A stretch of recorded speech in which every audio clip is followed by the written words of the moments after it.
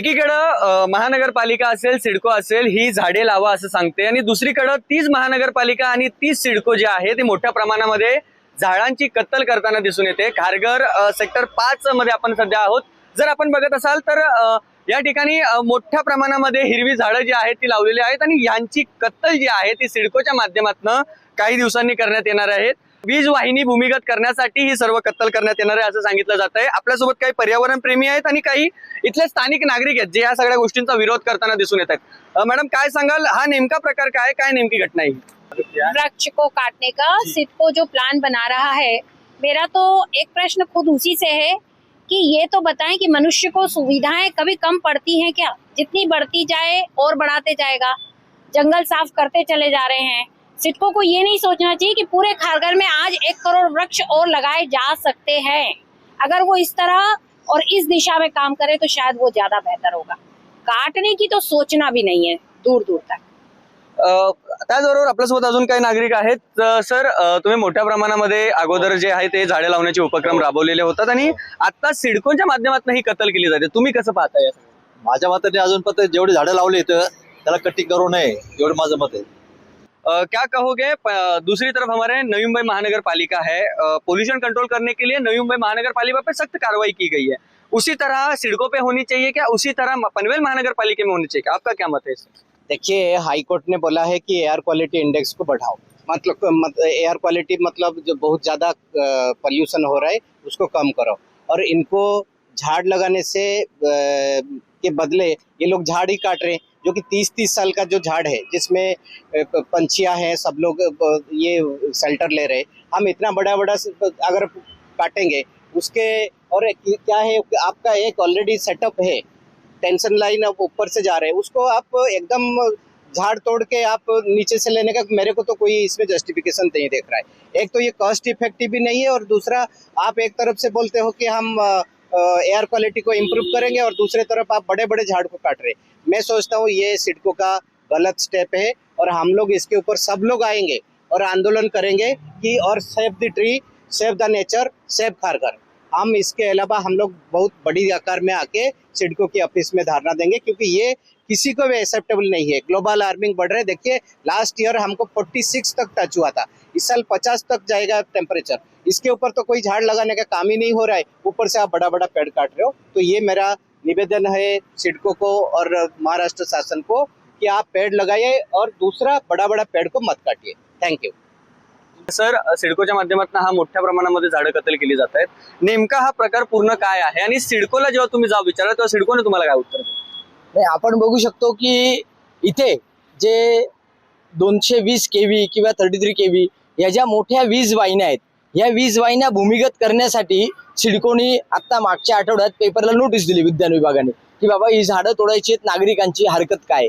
आता इथं मोठ्या प्रमाणात खारघर मधील वृक्षप्रेमींनी असतील, पर्यावरण प्रेमींनी असतील किंवा विविध सामाजिक संस्थांनी असतील, या हरकती आपल्या नोंदवलेल्या आहेत। आमचा प्रखर प्रामुख्याने सिडकोला प्रश्न आहे की बाबा आपण महाराष्ट्र शासन इथे म्हणतंय की एकच लक्ष 33 कोटी वृक्ष, मग 33 कोटी वृक्ष लावलेत का, ते आपण जोपासलेत का, तो नंतरचा विषय। परंतु इथे आज आपण बघू शकता एवढी मोठी झाडं आहेत जी आपल्याला आज चांगली सुंदर अशी सावली देत आहेत, बऱ्याच पशु पक्ष्यांचे त्यांच्यावर घरटे आहेत, आणि हे सगळं असताना मुळात ही झाडं तोडायची काही गरज नाही। आपल्याला एक उदाहरण देतो, मागच्या 6 महिन्यापूर्वी जर आपण गुरुद्वारापासून तिकडे गेलात, म्हणजे सेक्टर 22 पासून 27 किंवा 31 पर्यंत ज्या वीज वाहिन्या तिथे भूमिगत करण्यात आलेल्या आहेत, तर तिथे 6 महिन्यापूर्वी मोठा हा स्फोट झाला, आणि ते कारण शोधायला महावितरणला किंवा इतर शासकीय ज्या एजन्सी आहेत यांना कमीत कमी 24 तास ते 36 तास लागले। आणि मी खारघरमध्ये लाईटही नव्हती आणि भारतातलं सगळ्यात मोठं टाटा कॅन्सर हॉस्पिटल तिथे, ठीक आहे। त्या टाटा कॅन्सर हॉस्पिटलच्या जर आपण आजही प्रशासनाला विचारलं तर 2 दिवस तिथल्या सगळ्या सर्जरी बंद करण्यात आल्या होत्या। माझ्या माहितीनुसार 36 लाखाचं डिझेल, कारण की आपण बघू शकता तिथं 1200 आज पेशंटची बेड कॅपॅसिटी, म्हणजे एवढं महाकाय संकट हे आपल्या खारघरवर कोसळलं होतं। आपण 2 दिवस अंधारात होतो, आणि ह्या भूमिगत करण्यासाठी हा जो अट्टहास चालवलाय, तर मी तुम्हाला एक जबाबदारीने बोलतो की आताचे जे सिडकोचे व्यवस्थापकीय संचालक आहेत सन्माननीय विजय सिंगल साहेब यांना आम्ही सांगू इच्छितो, त्यांच्या निदर्शनास आणून देऊ इच्छितो की सिडको प्रशासनामध्ये जो अनागोंदी कारभार चालू आहे, इथं मी पेपरवर सांगतो तुम्हाला, 1 फेब्रुवारी 2024 सिडकोने ही वर्क ऑर्डर दिली आहे ह्या कामासाठीच, ठीक आहे, ह्या कामासाठीच. आणि ते वृक्ष तोडण्याची ती आता प्रसिद्धी कधी देत आहेत तर आत्ता ह्या 20 मार्चला, बरोबर. म्हणजे आमचं म्हणणं आहे, ज्या गोष्टीची वर्क ऑर्डर तुम्ही 2 वर्षापूर्वी दिली, म्हणजे तुम्ही गृहीत धरलं होतं का खारघरवासियांना की बाबा ही झाडं आम्ही आमच्या बापांनी लावलीत किंवा आमची मनमानी आम्ही तोडून टाकणार. मग वर्क ऑर्डर कशी दिली? आमच्याकडे सगळं आहे या पेपरवर. आता हा पेपरचं काही खोटं बोलत नाही. माझी विजय सिंगल साहेबांना विनंती आहे की आपण अशा भ्रष्ट आणि कामचुकार अधिकाऱ्यांचं तात्काळ निलंबन करावं. डोळे झाकून, म्हणजे आंधळ दळतंय आणि कुत्रपीठ खातंय असा सिडकोमध्ये जो गैरकारभार चालू आहे, तो पहिले माझी विजय सिंगल साहेबांना विनंती राहील की साहेब आपण या प्रकरणात त्वरित लक्ष घालावं, अशा अधिकाऱ्यांचं निलंबन करावं, त्यांची खातेनिहाय चौकशी करावी की जे लोक 2024 मध्ये वर्क ऑर्डर देऊन मोकळे होतात, काम कुठं पत्ता नाही, आणि मग 2 वर्षांनी त्याची निविदा काढतात किंवा त्याचं ते प्रसिद्धीपत्रक काढतात की बाबा कुठल्या कुठल्या वृक्षप्रेमींची किंवा काही सामाजिक कार्यकर्त्यांचं याच्यावर काही आहे का बाबा, ऑब्जेक्शन्स आहेत का? आमचे ऑब्जेक्शन आहेत. झाड हा जीव की प्राण आहे. आपण बघत असतो काही ठिकाणी एखादं वृक्ष तोड केलं तर त्याच्यावर लगेच गुन्हा दाखल होतो. मग या सिडकोच्या अधिकाऱ्यांवर का नाही होत, प्रशासनावर का नाही होत? म्हणजे आणि मी याच्याही पुढे जाऊन सांगतो की आज खारघरमध्ये सुज्ञ जनता आहे, इथला प्रत्येक नागरिक हा सुज्ञ आहे. आमच्या सर्व पर्यावरण प्रेमी किंवा रहिवासींना माहिती आहे की हा जो घाट चालवला आहे, हा सिडकोने ठराविक एका विकासकाची सुपारी घेतली आहे आणि हा विकास नाहीये, हा भकास आहे. आणि त्या विकासकाची सुपारी घेऊन सिडको हे सगळं काम करतंय. मी आपल्या माध्यमातून माझ्या खारघरवासियांच्या वतीने सांगू इच्छितो की हा त्वरित निर्णय, आता आम्ही बऱ्याच पर्यावरण प्रेमींनी, सामाजिक संस्थांनी याला आक्षेप दाखवलेला आहे.